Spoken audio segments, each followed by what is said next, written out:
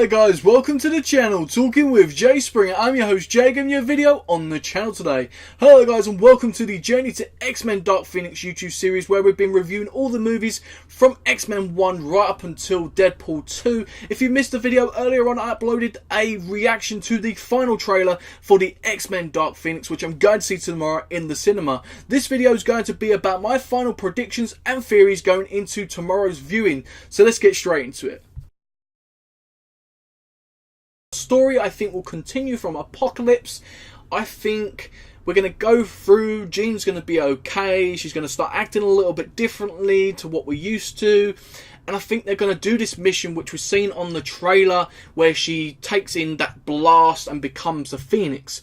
But what I think the twist is the coffin on the trailer isn't going to be for one of the X-Men. I think it's going to be for Jean. I think she's going to actually die up there. Even though in the trailer they try to trick you and say, oh, she should have died, I think actually Jean may die. Whether it's before that or whether it's after that, maybe she just dies from Apocalypse. I don't know, but I think it's going to be more for Jean. Somehow, then it's basically going to trick you. And I think they're going to take this story a lot more from the comics than the original did. I think the original focused on more of a love, dark story between all the characters, obviously, of Charles Xavier and everything. I think this one's going to be a lot more darker and more focused on the comic book side of the story, which I think is going to please a lot of people. Jean Grey and Phoenix, definitely. She's definitely the main character for a reason. She's going to showcase it. Coming from Game of Thrones as well as an actress, I think she's going to completely smash it. Give it this special performance which is going to be remembered throughout this movie, whether it's a good or a bad movie. James McAvoy will continue to impress me for sure. This guy just knows how to act. He knows how to live and breathe this character of Charles Xavier. He just continues to impress me every single movie. Talking about James McAvoy, we go on to Michael Fassbender, who will absolutely be awesome in this movie for what time he has in this movie. A phenomenal journey it's been for this character for sure, and I think that this one's going to be no different. We've seen in the trailer, he tries to stand up to Phoenix. That's going to be a cool moment. Whether he does other stuff, whether he makes his own group, because we know from the end of Apocalypse, he's separated from Charles. Is he going to make his own group, or is he going to just be on his own? Jennifer Lawrence, I feel this is going to be her best performance yet since Days of Future Past. I've been a big critic of the character of Mystique and Raven because I feel that Mystique and Raven is a dark, evil character. I don't think she should be on the good side, and I've been a big critic of this character, and I think a lot of people have as well, and I think a lot of people blame Jennifer Lawrence. I don't necessarily think it's her performance. I think it's the character arc which they've given this character. Mystique definitely going to die in this movie. It's been confirmed all around social media and throughout the directors or producers and stuff like that. So Mystique is definitely going to die, or is she? Is it just a thing they're going to say to try and trick you into believing it was Mystique's going to die in the trailer? And a lot of people have been moaning about it for no reason. We don't know what they're going to do. It could be Marvel doing their thing, basically trying to trick us. Magneto, I've definitely put Magneto down. As I said for Michael Fassbender, what time he has in the movie, I just see Magneto dying. I see maybe him being killed off early in the movie, to be honest, to make that statement. And a lot of people are going to be like, whoa, what is going on, sort of thing. I think it's going to make a big statement in the beginning of the movie where Michael Fassbender stands up as Magneto against the Phoenix and gets killed off straight away. And it's going to make a big statement of how strong Jean really is in this movie. And Jean Grey and Phoenix, I think definitely is going to die in the movie, whether it's at the end, whatever, what they're going to do, I don't know. The last one I'm going to talk about who I think will die is Professor X. Just feel like it's going to be a big blockbuster full of death, full of like love, and all these different emotions are going to come into this movie, and I think Professor X is going to die in this movie, and I'll tell you the reason going forth. Cyclops. Now, the reason I put Cyclops is obviously the love story. If you look at the original with Wolverine being in love with Jean and killing her, I felt they could do a similar thing with Cyclops. I don't think they will do that, but I just said who could kill Jean, so that's why I put Cyclops there.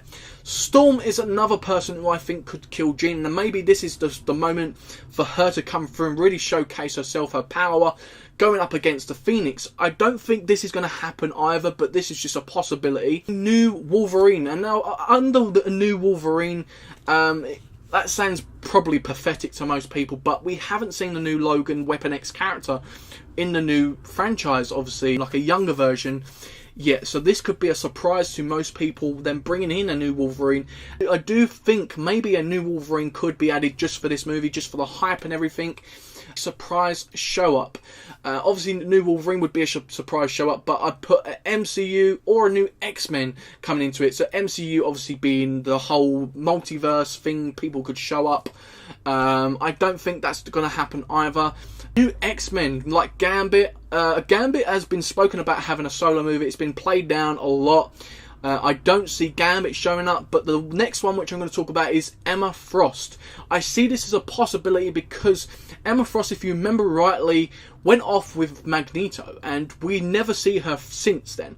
So maybe Magneto's kept her safe somewhere, and Magneto brings her into the playing field, and maybe she can go against Jean. I feel like this is a big theory of mine which could really happen. I don't think she will kill Jean, but I do think there's a possibility this character could come back. I don't think it's going to happen. A lot of people are bigging it up for this movie, continue going forth in the MCU and the Marvel Universe, but I don't think it's going to be mentioned. I think they're going to leave that up to Spider-Man Far From Home to open the multiverse and hint at that itself, really.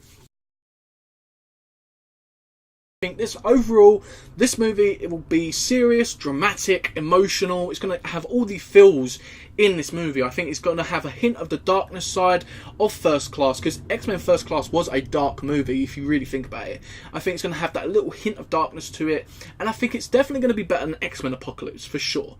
But I don't think it's going to be better than Days of Future Past.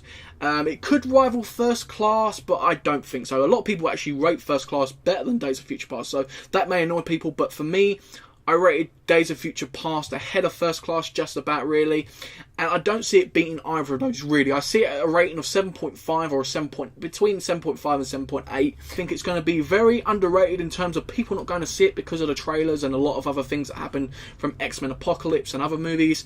I think a lot of people are gunning this movie down a lot, and I think they're going to regret it, because I feel like this one's going to be a very underrated movie which a lot of people are going to miss out on, and maybe it gets the big hype when it's released, and maybe it surprises a lot of people, and I don't know how it's going to go as overall, but for me, I think I'm going to definitely enjoy it. It's going to be a totally awesome movie, and I'm just looking forward to it for tomorrow. So guys, that is my final predictions and theories for the movie X-Men Dark Phoenix. Don't forget to leave your theories and predictions down below in that comment section. I'd love to get into a friendly discussion down there. And don't forget, if you enjoyed this video, smash that thumbs up. Lets me know you're enjoying the content on the channel. And don't forget to subscribe and hit the bell if you're new here. You ain't going to want to miss the stuff coming up on the channel, as well as the stuff already on the channel. If you've missed the journey so far, do not worry. There'll be a link in that description for the playlist. It'll take you from X-Men 1 all the way up until this point. Thank you to everybody for watching this video. Hope you guys enjoyed it, and thank you to everyone supporting this YouTube series and my YouTube channel. So without further ado guys, I've been me, you've been you, and I'll see you next time